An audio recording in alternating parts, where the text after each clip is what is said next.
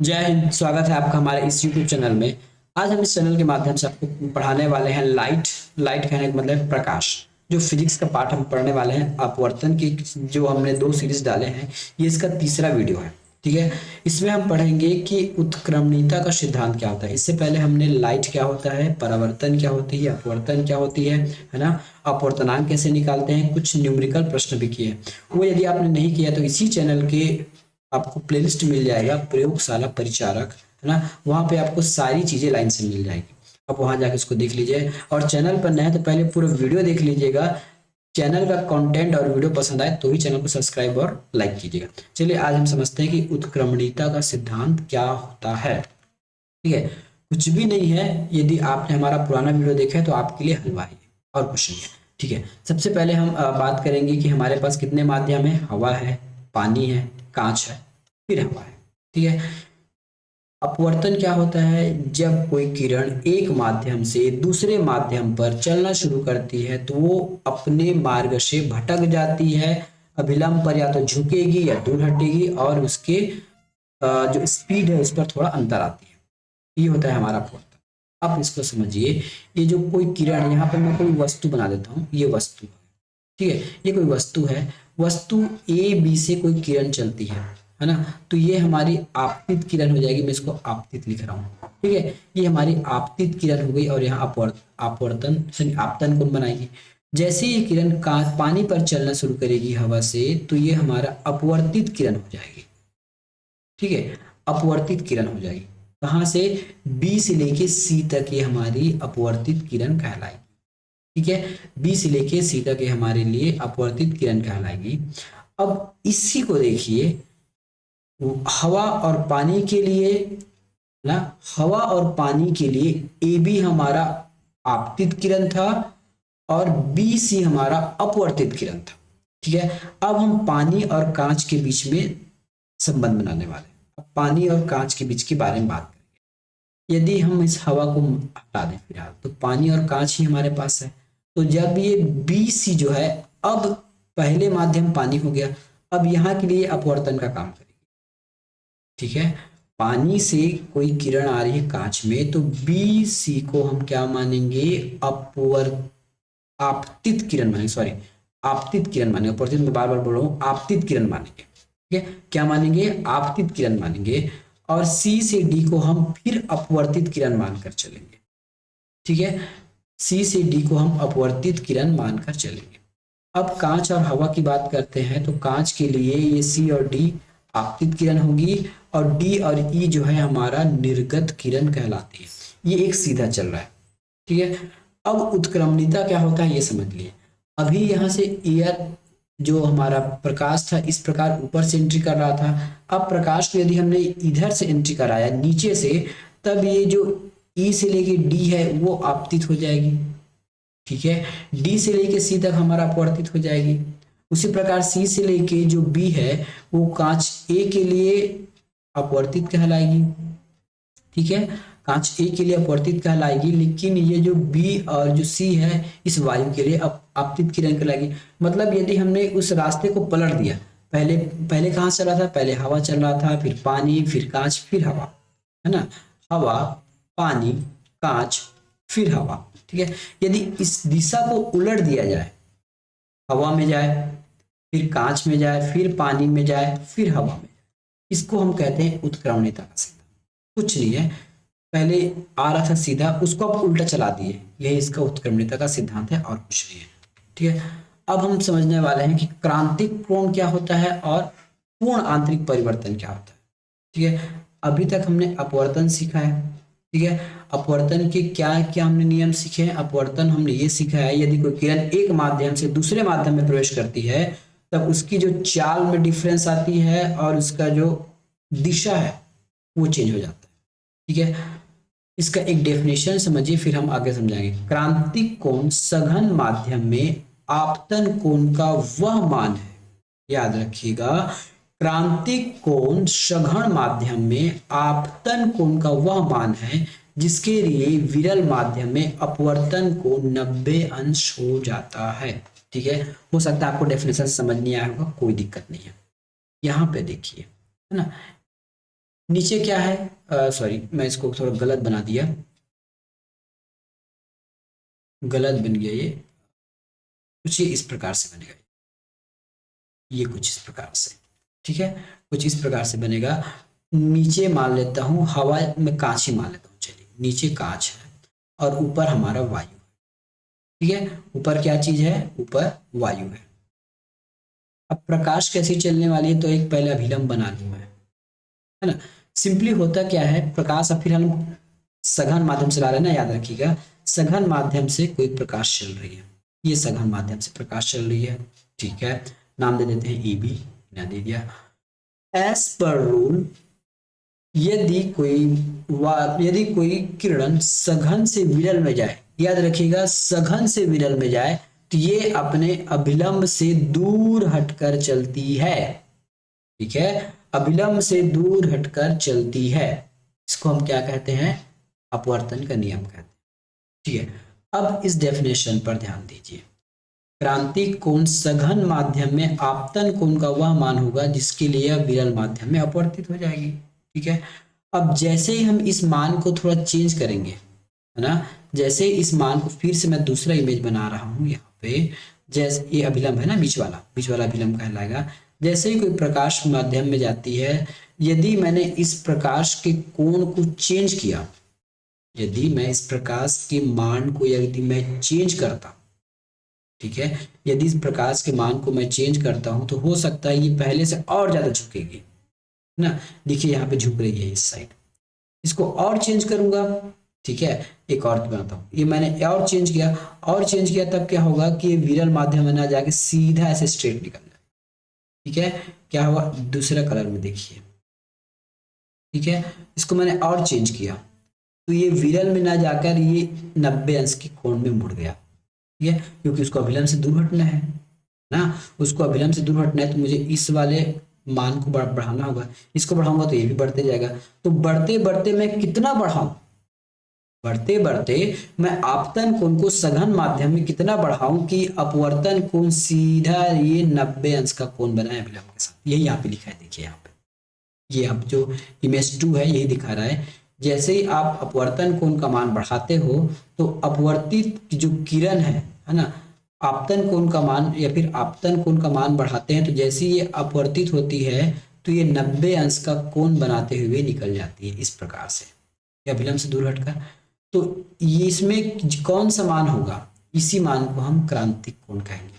हो सकता है वो 60 में आ जाए, अलग अलग माध्यम के लिए अलग अलग कोण होगा, पानी के लिए अलग होगा, कांच के लिए अलग होगा, हीरा के लिए अलग होगा, तो उस माध्यम में वो कितना बढ़ाने पर या फिर कितने एंगल पर हम उस लाइट को उस पर आपतित करें कि विरल माध्यम में जो आपतित को अपवर्तन मान है जो है ना, सघन माध्यम में हम कितना कोण पर, है ना, कितने डिग्री के कोण पर इस प्रकाश को आपतित करें कि अपवर्तन के पश्चात वो 90 डिग्री बनाते हुए ऐसे स्ट्रेट निकल जाए, इसी मान को कहते हैं क्रांतिक कोण।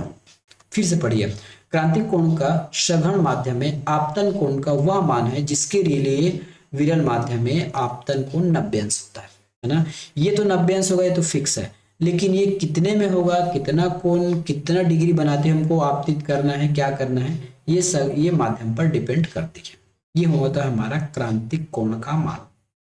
चलिए, अपवर्तन, है ना, सबसे पहली बात तो ये देख लिए पूर्ण अब हम पूर्ण आंतरिक पढ़ेंगे।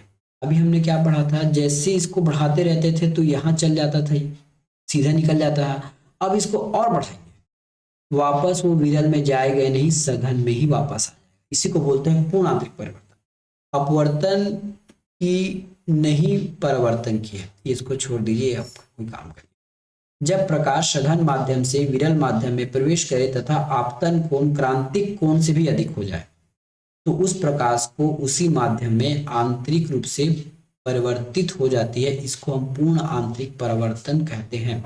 एज पर रूल जो है, यदि आपतित होती है तो वो अभिलंब से दूर हटती है और वायु में चलने लगती है, किसी अन्य माध्यम में चलने लगती है, लेकिन हम आपतित कोण को इतना ज्यादा बढ़ा देते हैं, इतना एडजस्ट करते हैं कि जो किरण है अपवर्तन प्रसाद उसी माध्यम में वापस आ जाती है, इसको कहते हैं पूर्ण आंतरिक परावर्तन, है ना।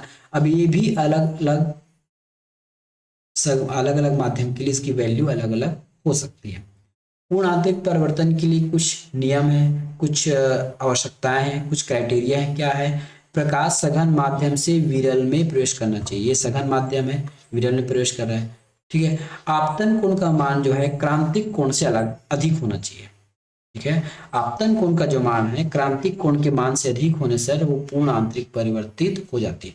फिर से इसको एक बार देखिए, मैं आपको पहले आंतरिक या परिवर्तन आपको समझा रहा हूँ, ठीक है। ये जो मैंने खड़ी लाइन खींची है वो हमारा क्या है? अभिलंब है, ठीक है। एक प्रकाश मैं आपतित कर रहा हूँ, ये प्रकाश मैंने आपतित किया, इसका मान इतना ज्यादा है कि ये अपवर्तन पश्चात सीधे निकल गई, ठीक है। इसको हम क्या कहेंगे? आंतरिक परिवर्तन कहेंगे, या फिर क्रांतिक कोण कहते हैं, ठीक है, क्रांतिक कोण कहते हैं। अब इसको मैं और बढ़ाऊंगा, इसको जैसे मैंने ऐसे बढ़ाया देखिए, तो ये वापस यही पे इसी माध्यम में वापस आ गया।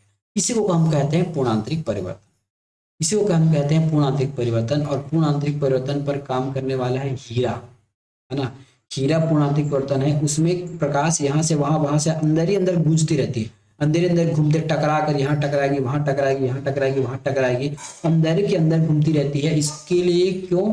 पूर्णांतरिक परिवर्तन, पूर्णांतरिक परावर्तन की वजह से, इसीलिए हीरा चमकता हुआ दिखाई देता है। यही कारण है, पूर्ण आंतरिक परिवर्तन के कारण ही हीरा हमको चमकदार दिखाई देता है। अब कुछ उदाहरण देख लेते हैं, ठीक है। जब पानी में भरे बीकर में एक खाली परख नली को रखा गया, ठीक है, ये परख नली है, परख नली को तिरछा डुबो कर रख दिया गया, उसके ऊपरी भाग पर चमकदार परत दिखाई देती है, जैसे कोई कले की गई है। कुछ नहीं करना है, एक पानी का बीकर लेना है, उसमें एक परख नली ऐसे झुका कर रखनी है। इसका जो किनारे वाला जो हिस्सा है ना, आपको चमकदार दिखाई देगा, ये किनारा हिस्सा आपको चमकदार दिखाई देगा। क्यों? पूर्ण आंतरिक परिवर्तन के कारण। ये जो देखिए, ये यहाँ पे अब जल है, यहाँ से कोई प्रकाश आ रही है ना। पहला माध्यम जल है, फिर कांच है, ये इतना ज्यादा कोण बनाती है कि इसके जो किरणें हमको चमकदार दिखाई देती, यही कारण है, ठीक है। लेकिन जैसे यदि हमने इसमें पानी भर दिया तो वो चमकदार खत्म हो जाएगा, चमकेगा नहीं, क्योंकि अब ये जो लाइट है ना, अपवर्तन होके इधर निकल जाएगी, इसलिए हमको चमकदार दिखाई नहीं देगी। और परख नली जब तक खाली रहेगा, जब तक परख नली खाली रहेगा, तब तक इसका जो लाइट है यहाँ से टकराकर ऐसे निकल जाएगी, तब ये पूर्णांतरिक परिवर्तन कहलाएगी। मतलब जल में ही प्रकाश एंट्री करेगी और जल से ही बाहर चली जाएगी, तो ये हमारा पूर्णांतरिक परिवर्तन कहलाएगा। तब ऐसी कोई चीजें हैं आपको ऑप्शन में याद रखनी चाहिए एग्जाम्पल के रूप में। दूसरी बात ये पूछेगा, यदि हमने इस हवा की जगह पानी भर दिया, तब ये जल, ये भी जल, अब ये लाइन सीधे निकल जाएगी, परिवर्तित अब उसमें, अपवर्तित अब उसमें पूर्णांतरिक परिवर्तन का काम उसमें अब नहीं होगा। कुछ और एग्जाम्पल ये है कि मृग तृष्णा, जिसको मृग मरीचिका कहते हैं। रेगिस्तान में गर्मी के दिनों में मनुष्य को दूर स्थिति खजूर का वृक्ष उल्टा दिखाई देता है, और समझता है कि व्यक्ति की हो सकता है खजूर का हमको वृक्ष का प्रतिबिंब दिख रहा है, इसका मतलब पानी होगा, क्योंकि अधिकतर पानी पर ही हमको पेड़ का प्रतिबिंब दिखता है, इसलिए लोगों को क्या हो जाता है? पानी का आभास होता है, ठीक है। लेकिन जैसे ही वो लोग पेड़ के पास जाते हैं, उस इमेज के पास जाते हैं, वहां हमको कोई ना तो पानी दिखाई देता है और नहीं बाद में वो इमेज दिखाई देता है। ये होता क्यों है? ये देखिए, गर्मी के दिनों में जो ऊपर का हवा जो है, ठीक है, ऊपर का जो हवा है क्या हो जाती है? ऊपर का हवा आपका ठंडा रहता है और नीचे की जो हवा है वो गर्म होती है। गर्म होने की वजह से क्या होगा? एयर गर्म होने की वजह से हल्का होगा, विरल होगा, और ऊपर की जो हवा है ना, वो ठंडी रहती है, ठीक है। अब ये हमारे फिजिक्स की पार्ट है कि धरती गर्म होती है, तो धरती से लगा हुआ, है ना, धरती से लगा हुआ एयर गर्म होता है, क्योंकि रेडिएशन की वजह से धरती से लगा हुआ हवा गर्म होता है, और अपेक्षाकृत अधिक ऊपर जाने पर हवा हमको ठंडी मिलती है, यही कारण है। तो मान लेते हैं हमारे ये दो सतह बन गए, नीचे हमारा गर्म हवा है और ऊपर ठंडा हवा है, ठीक है। यदि कोई ठंडा मतलब सघन माध्यम, और गर्म मतलब विरल माध्यम। हवा गर्म होगी तो उसके मॉलिक्यूल्स दूर दूर रहेंगे, विरल हो जाएगी। हवा ठंडी रहेगी, उसके जो मॉलिक्यूल्स है, उसके जो अणु परमाणु है वो पास में रहेंगे, तो वो सघन कहलाएगा। जब कोई प्रकाश सघन माध्यम में चलकर विरल में आने की कोशिश करती है तो इसका पूर्ण आंतरिक परिवर्तित हो जाता है। पूर्ण आंतरिक परिवर्तन होने पर ये आंखों में जाता है व्यक्ति के, ठीक है। लेकिन प्रकाश सीधा चलने की वजह से हम डॉट डॉट करके ऐसा मिलाएं नीचे में, तो हमको ऐसा लग रहा है कि नीचे इसका इमेज बने। वास्तविक में इमेज, क्योंकि वास्तविक में प्रकाश ऊपर से आ रहा है, वास्तविक में जो प्रकाश ऊपर से आ रहा है, क्योंकि पूर्ण आंतरिक परिवर्तन की वजह से हमको इमेज नीचे दिखाई देगा। कौन सा इमेज? आभासी इमेज, वास्तविक नहीं। वास्तविक इमेज तो ऊपर है लेकिन हमको नीचे दिखाई देगा। क्यों? प्रकाश के अपवर्तन के कारण। क्यों? मैंने कारण बता दिया। ऊपर हमारा सघन माध्यम होगा ठंडा हवा की वजह से, नीचे गर्म हवा जो है विरल माध्यम का कार्य करती है। और पूर्ण आंतरिक परिवर्तन का रूल क्या है? कोई जो लाइट है सघन माध्यम से प्रवेश करना चाहिए, विरल माध्यम। ये सघन माध्यम में प्रवेश कर रहा है, क्रांतिक कोण का मान बढ़ गया, मान बढ़ने से वापस ये विरल माध्यम में ना आके ऊपर ही पहुंच गया सघन माध्यम में। तब ये किसी व्यक्ति को दिखा, व्यक्ति को जैसे ही दिखा तो इसको हम जैसे ही सीधा किए तब हमको ये लाइट हमको ऊपर उल्टा दिखाई दे रहा है। ये होता है हमारा मृग तृष्णा या फिर मरीचिका, ठीक है। इस प्रकार से आपको कहीं देखा होगा, देखिए ये रोड पर आपको पानी पानी दिखता है, वास्तविक में ये पानी नहीं है, इसका इमेज नीचे बन रहा है। देखिए ये जो हवा है, ये ना, ये आकाश है और कुछ इसमें पेड़ पौधे हैं, इसके जो इमेज है हमको यहाँ उल्टा बना हुआ दिखाई देता है, सेम इसी की वजह से। क्यों दिखाई देता है? अब देखिए गर्मी के दिनों में ऊपर की वायु ठंडी होती है, अभी मैंने बताया है ना, इस कारण वो सघन की तरह व्यवहार करती है। भूमि को जो स्पर्श करने वाली वायु है वो गर्म होती है और विरल की तरह व्यवहार करती है। अतः पृथ्वी के धरातल से जैसे जैसे हवा ऊपर उठती है सघन हो जाती है। वृक्ष के ऊपरी भाग से चलने वाले प्रकाश किरण को भूमि तक पहुंचने के लिए सघन से विरल तक प्रवेश करना पड़ता है। भिन्न भिन्न घनत्व से हवा परतें समानांतर रेखाओं द्वारा दिखाई जाती है।